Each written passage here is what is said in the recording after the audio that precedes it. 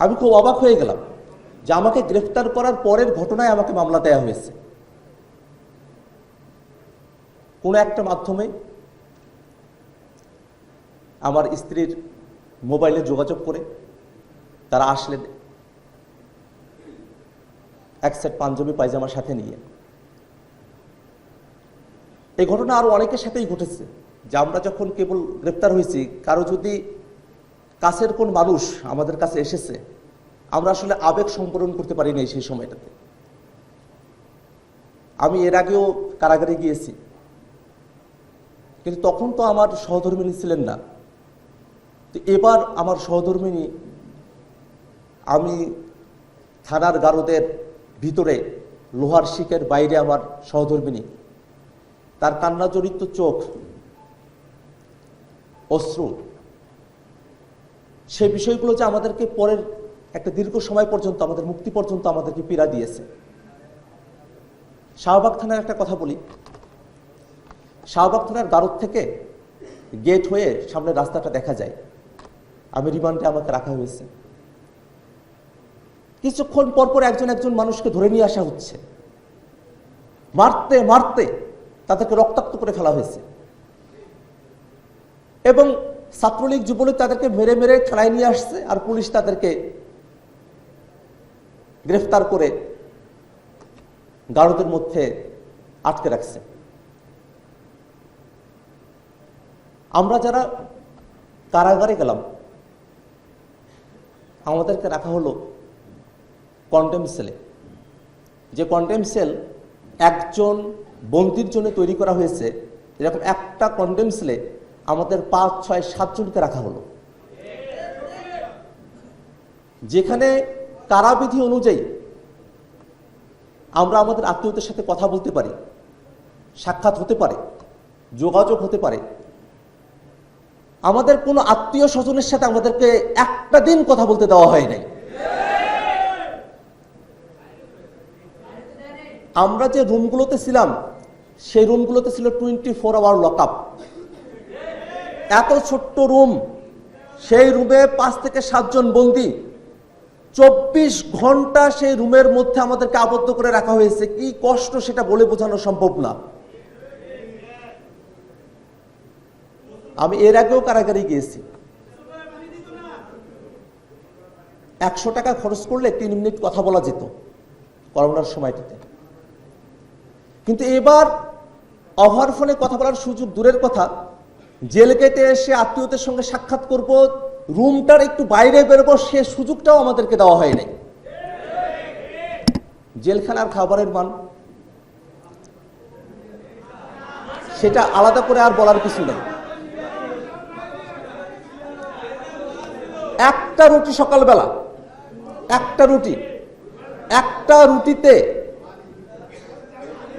আমাদের তো পেট ভরতো না রে ভাই। এই জেলখানাতেই কত বিশাল বৈষম্য।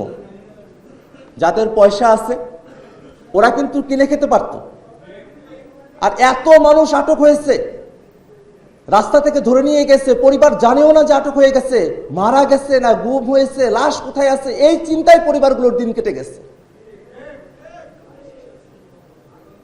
তথ্যের ন্যূনতম অধিকারটা না আমরা না আমাদের পরিবার আমাদেরকে দেয়া হয়নি। আর জেলখানায় বন্দীদের সঙ্গে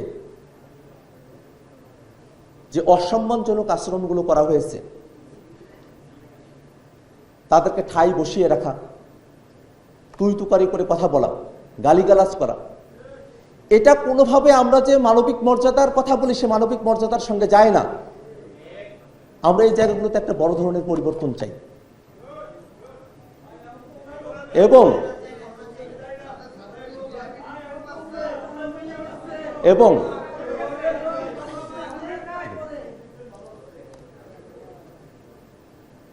আমরা যখন জেলখানায় আমাদের বন্দী ভাইদেরকে তাদেরকে কোর্টে নিয়ে আসা হতো, অনেকের মনে আশা জেগেছিল যে হয়তো জামিনের জন্য নিয়ে আসা হচ্ছে, কিন্তু কোর্টে গিয়ে দেখা যেত উল্টো আরো 2-3টা মামলা তাদের নামে কি করে দেওয়া হয়েছে।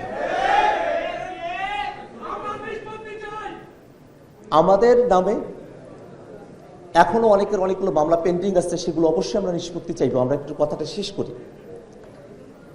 আপনাদের কি মনে পড়ে 5 তারিখের কথা? আমাদেরকে 2-3 দিন ধরে একটুখানি বাইরে বেরোতে দেওয়া হতো, আধা ঘন্টার জন্য করিডোরে একটুখানি হাঁটা যাবে।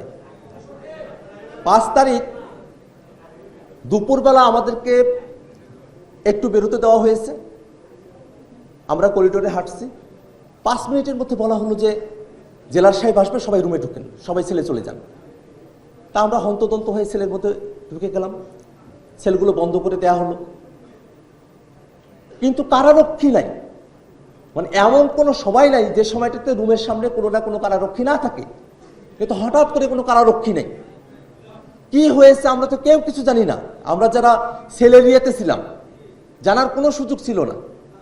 আমাদের এখানে কোনো ফোন নাই, আমাদের এখানে কারারক্ষীরাও আসছে না, আমাদের এখানে কোনো টেলিভিশন নাই, আমাদের এখানে তথ্য পাওয়ার কোনো সুযোগটুকু নাই।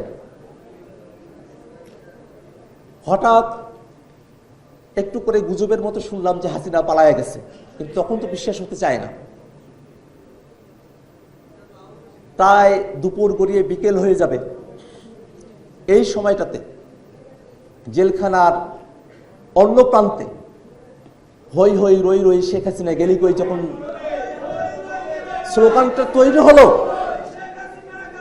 জেলখানার ভিতরে ভূমিকম্প শুরু হয়েছে। জেলখানার ভিতরে কারো হাতে তো কোনো বাদ্যযন্ত্র নাই, কিন্তু যার হাতে প্লেট থালা, যার হাতে যতটুকু যা আছে সেটা দিয়েই জানালার সাথে, রডের সাথে, মেঝের সাথে সেটা বাজিয়ে বাজিয়ে যে আনন্দ আমরা করেছি সেটার ভাষায় প্রকাশ করার মতো না। কারণ হাসিনা আমাদের উপরে যে অত্যাচার করেছে সেই অত্যাচার থেকে আমরা মুক্তি পেয়েছি। আল্লাহর কাছে শুকরিয়ার আমাদের শেষ ছিল না। আমরা সকলে আমরা শুকরানা সেজ্জা দিয়েছি, আমরা কপাল মাটির সঙ্গে ঠেকিয়ে আল্লাহর কাছে আমরা শুকরিয়া আদায় করেছি যে আল্লাহ রাব্বুল আলামিন আমাদেরকে এরকম জুলুম থেকে আল্লাহ রাব্বুল আলামিন আমাদেরকে মুক্তি দিয়েছেন। আমরা যারা শাপলার 3 তলায় ছিলাম, আমরা ওই সময়টাতে আলাদা কিছু আনন্দ উৎসব আমরা করেছি। ঠিক সেই সময়টাতেই আমি কবিতা নয়, কিছু কথা লেখার চেষ্টা করেছি। একটা কবিতা এতটা অশ্রাব্য যে কিন্তু সে সময়ের প্রেক্ষাপটে আমরা যখন এটা বলেছি তখন আমাদের কাছে সেটাই সব থেকে সুমধুর ছিল।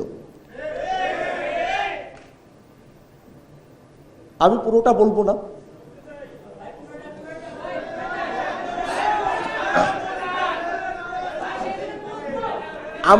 আমরা যারা সেই জেলখানায় ছিলাম আমরা তো জানি যে আমরা কি বলছি।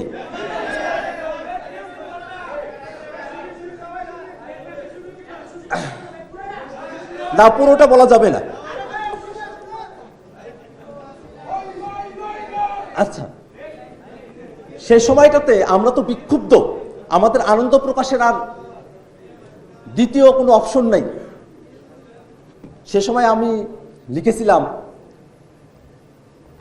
নববধূর সঙ্গে সঙ্গমের পর বীর্য পতনের যে আনন্দ, তার থেকেও বেশি আনন্দ হাসিনার পতনে। পরের কথাগুলো আর বলবো না।